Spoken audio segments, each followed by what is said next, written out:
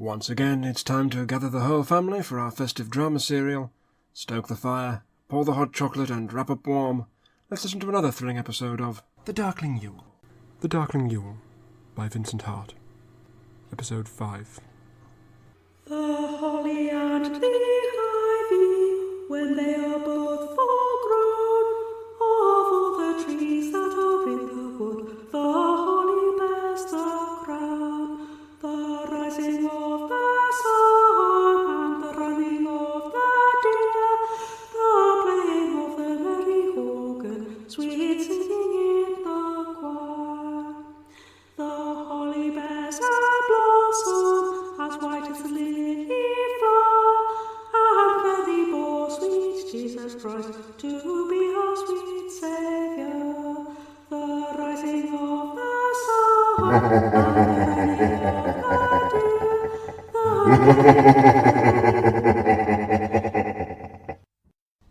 But those wolves out there! And the hunters! And the Holly King! How on earth can I get home? Young man, you are a magician. You have an enchanted book and a magic ring. Better than that, you have a head full of wits and a heart full of kindness.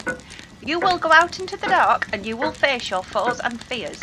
I have every faith that you will best them. Is there no way that you could come with me? You're a proper magician, not like me. You know things. You're not scared. My boy, at times like this we all have to play our parts. Some of us watch, some of us wait, and some of us go to war. My part in this is to watch and wait. I've armed you with a magic of knowledge. Now you have to go to that attic and find the final part of your armoury, the gift from the deepest dark. I tangled with that darkness many years ago, and I gained great knowledge. My time of adventuring is over, thank goodness.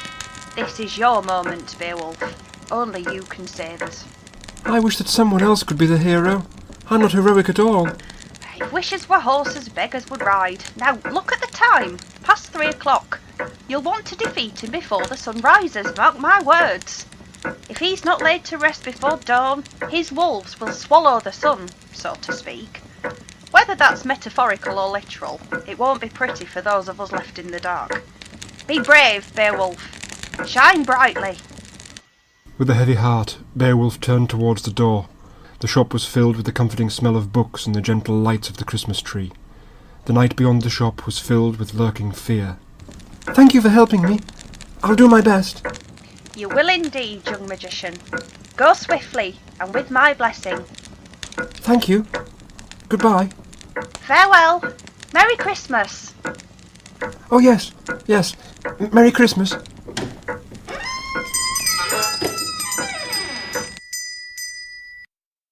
Beowulf stepped out into the deserted town. The snow lay over the town more thickly than Beowulf had ever seen it. The only footprints in the blanket of white were those of Beowulf. The wolves had left no sign of their presence. As Beowulf trudged away from the bookshop, his ring cast a faint glow, no more than a flicker of a candle. Beowulf was torn between wishing for more light and wishing to walk unseen. In the white stillness he knew he must be an easy target. He was the only creature that moved through the frozen world.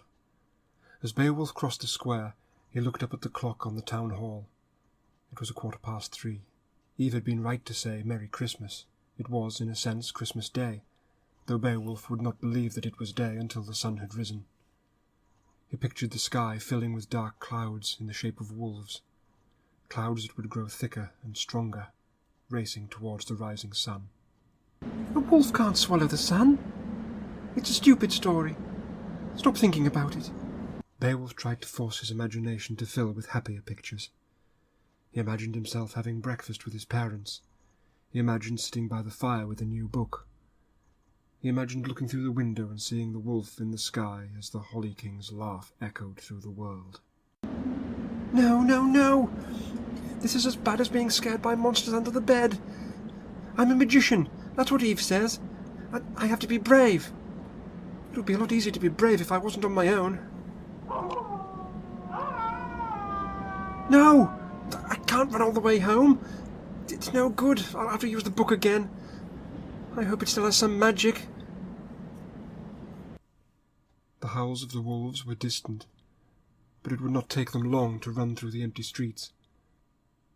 Beowulf quickly reached into his satchel and pulled out his book. He already knew the carol that he needed. He was sure that his singing would bring the wolves to him, but he would defy them. Despite his fear, he felt the flickering flame of hope in his heart. Past 3 o'clock, and a cold and frosty morning. Past 3 o'clock, good morrow, masters all. Born is a baby, gentle as may be, Son of the eternal Father supernal.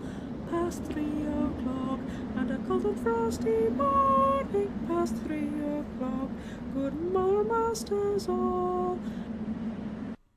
Beowulf sang loudly, wishing that his voice would wake the people of Little Bedlam. He imagined the comfort that a happy voice would bring to those that lay in their beds on a cold night. Beowulf remembered being a small boy and hearing carol singers outside his home. It was a comforting memory. To his surprise, another voice came from the dark. Past 3 o'clock on a cold and frosty morning. Past 3 o'clock, good morrow, masters all. I say, who's there? Gabriel of the town waits. Who goes there? What's the name, lad? A boy not much older than Beowulf stepped from the darkness. The boy had a bright smile and cheerful brown eyes beneath a mop of dark hair. Beowulf thought that the boy's clothes looked like something out of a Shakespeare play. He wore a leather tunic, sturdy boots, and thick woolen tights.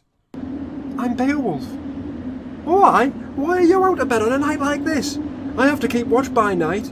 But what brings you out into the snow? I'm trying to get home, actually. I have to get to Lovell Manor. Wolves! Pests they are. They'll worry the flocks. I'm not happy with them coming into town. They shouldn't be able to get past the walls. What's got them running, eh? I think it's the Holly King. He's the one I have to stop. Is there somewhere we could go to get away from the wolves? I have to get home, but... From town to Lovell Manor with a pack of wolves abroad? You'd have to run across the rooftops and leap through the trees, lad.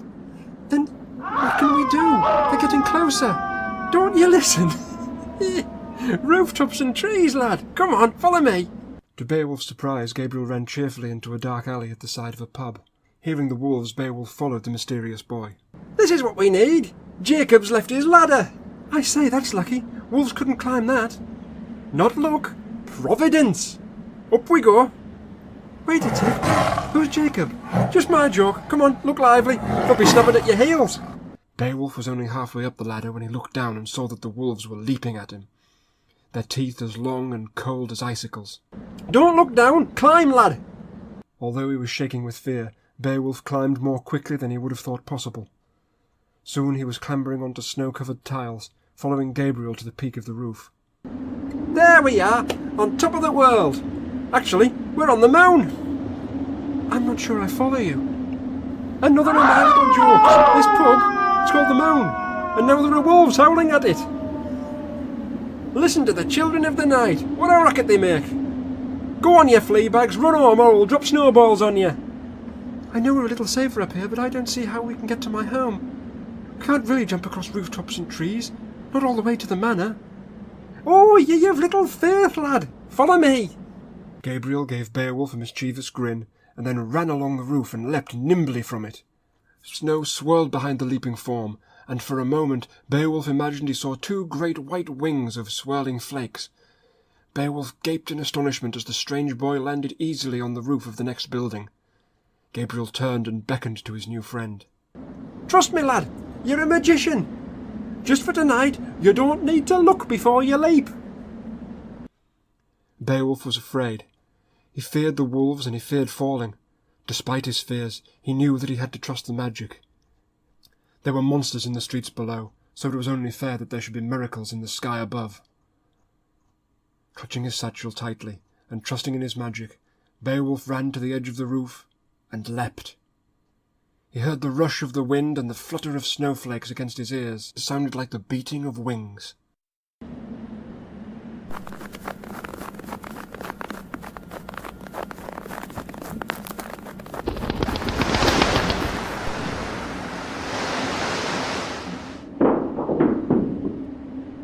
I say, I felt like I was flying. And fly we must. You need to be home before dawn. We must leave those snarling slinkers behind. No time to stand and go, lad. Follow my lead. Showing no fear, Gabriel ran quickly and leapt again. Beowulf did not pause this time. He followed his friend across the silvery rooftop. The whole town seemed like a twinkling frost fair, a place for two boys to run, leap and play. Beowulf's fears were vanishing as he danced and ran after his friend. They ran on light feet, and the wings of magic bore them up as they leapt from roof to roof.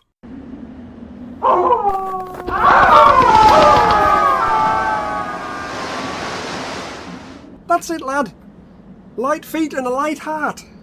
We're nearly at the edge of town. Can we really leap through the trees all the way home? All the way home, lad. The edge of town was close, and Beowulf could see the tree-lined road that led from town towards the manor. The trees looked very far apart, and Beowulf knew that he and Gabriel would truly need to fly if he wanted to get home without using the road. Just as the boys were reaching the final building, a terrifying sound rose up from below.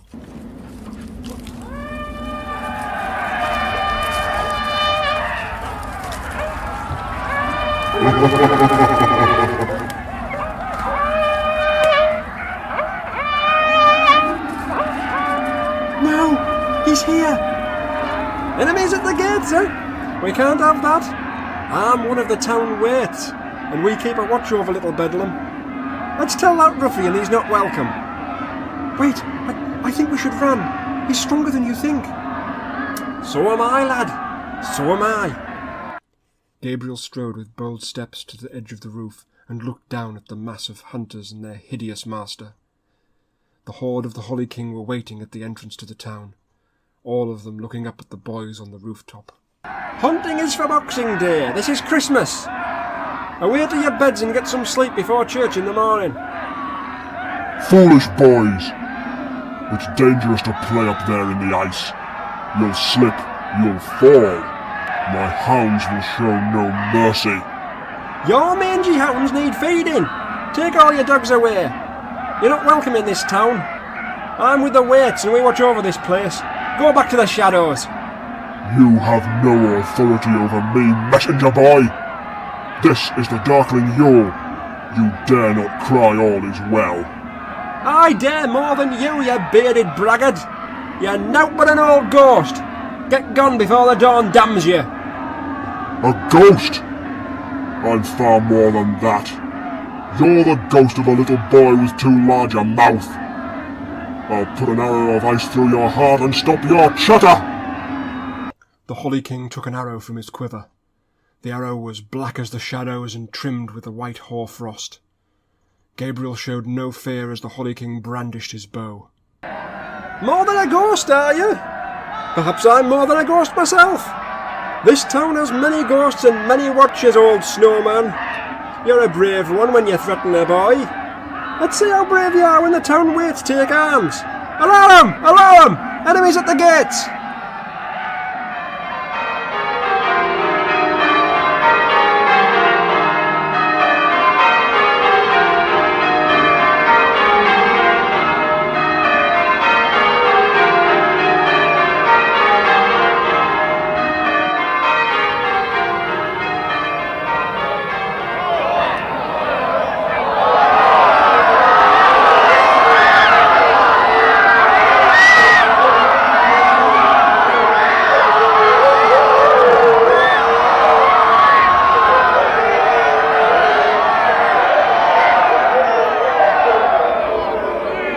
Beowulf looked down into the streets of Little Bedlam.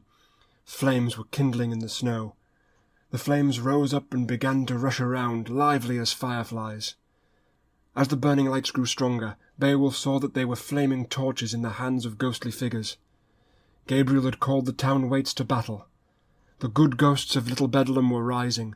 Beowulf saw people in costumes like Gabriel's, but there were also knights in armour and policemen in uniforms. All those that had cared for the town were coming to its defence. Ghosts? Guardian ghosts? Oh, come all ye faithful! They shall be joyful, lad, and triumphant. Can they defeat him?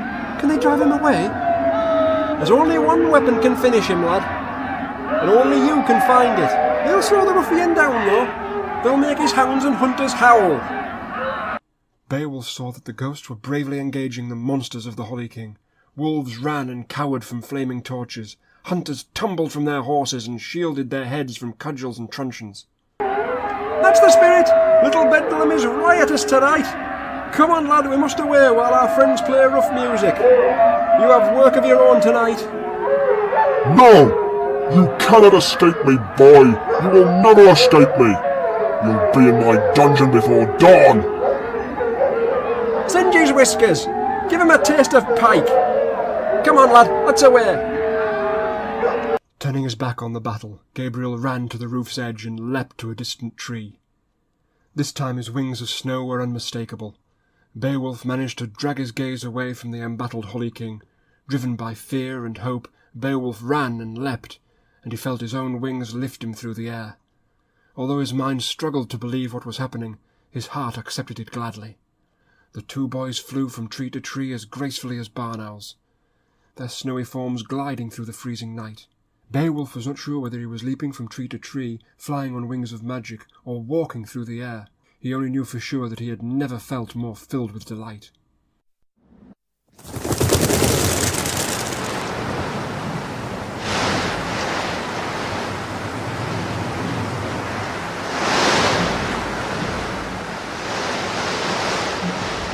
We're getting closer to home. We've left him behind, and soon I'll be back at the manor. I could fly like this forever. Soon the two boys were leaping between the tall copper beeches that lined the drive to the manor. The trees shook as the boys leapt into them, and snow burst from the branches in glittering clouds. Beowulf felt the same elation that he knew from sledging down hillsides. Although he was cold and caked with snow, he burned with fierce joy. When they reached the final tree, they leapt to the ground and raced up to the dark, brooding shape of the house, their feet only lightly touching the surface of the fresh snow. We've outpaced the hunters and the wolves. They're still back in town, nursing their bruises and burns. We made it, lad. You're home. That was wonderful. We were flying. That felt like real magic. If only it could all be like that. It's not all wings and miracles, lad. Sometimes it's ice and shadows. You've got to go inside now, and I can't come with you. This part you have to do alone. Why can't you come? You've helped me so much. You're not afraid of him or his magic. You could fight him. Aye, I could fight him for a while. I can't beat him, though. The dark can't be beaten by the likes of me. It's no good hoping that ghosts or angels will hold him back forever. The only place the dark can truly be defeated is in the human heart. This is where you choose to be more than just a magician. This is where you choose to be a hero. I have to go to the attic. The attic and the cellar are the only parts of the house that I don't like. Why does it have to be like this? You don't like the attic and the cellar because those are places that the dark lives. You can't defeat it unless you face it, Beowulf. I wish I could do more for you. I can go back to town and make sure the hunt travels slowly. I can lead them astray. I can block the roads for a while. I can't hold back the dawn, though. If he isn't defeated, he'll slay the unicorn and then this winter won't end. I know you're right. I just wish you weren't. Still, this is the way it is. I won't let him win. I'll go to the attic. I'll find whatever it is I need to beat him. There's plenty of time before sunrise. That's the spirit, lad. It was a fine thing to run through the town with you.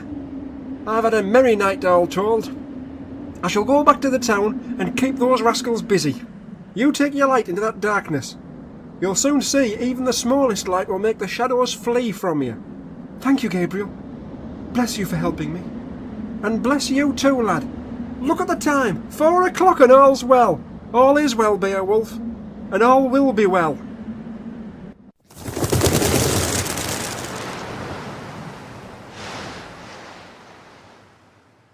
The Darkling Yule was written by Vincent Hart. The part of Ivy was played by Sam Anderson. Beowulf's Carol was sung by Sydel Heaviside. The part of Eve Hope was played by Jenny Morrill. Additional editing by Adam Lloyd. All of the vocal work and direction by Patrick Heaviside. The Darkling Yule is a This, That and the Other production. Find us online at ttato.co.uk.